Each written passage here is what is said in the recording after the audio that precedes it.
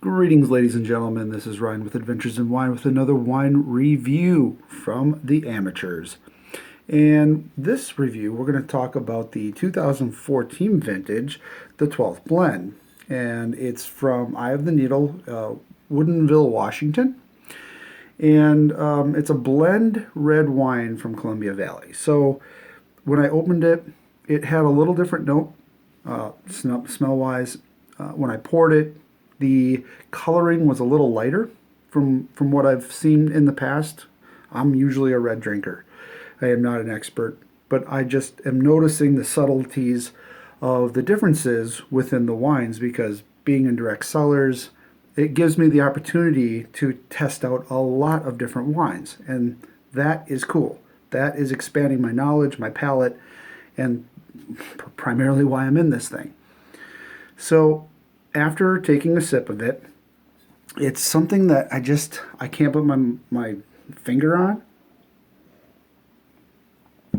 It has just a very different flavor. Some of the direct sellers, customers and reps have said, have had mixed reviews. And some are saying once you pair this with the foods that it recommends, it's a whole different wine. And it's much, much better. I can see that because this otherwise doesn't, nothing hits home, I guess you could say. It's a small, going back to the Eye of the Needle, it's a small family-owned winery located in Woodinville, Washington, and they produce limited quantities of handcrafted wines from some of Washington's premier vineyards. Okay, cool. So it talks about the owner and how it was set up for football and such, and how it was used to donate money and hunger relief, that sort of thing. So it has kind of a unique story behind it, which is pretty cool. They call it the perfect game day wine. So that's, again, something that from a wine perspective, I've never seen that before.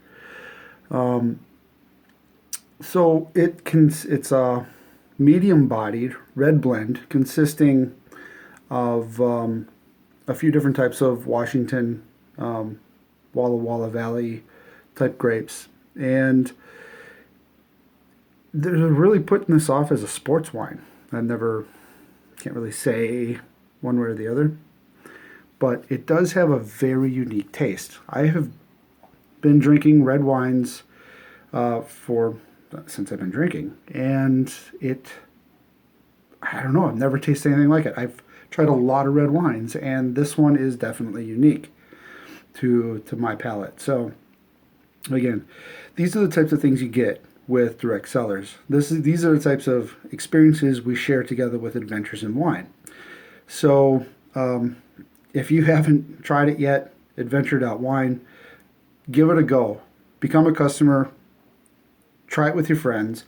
Maybe become a rep if you want to make a little extra money doing this. It is definitely worth it. And it's a super low buy-in. Again, for the amount of payback you get, it's amazing. But the real passion here is the wines. And you're just going to find cool, unique blends like this that you wouldn't otherwise be able to get.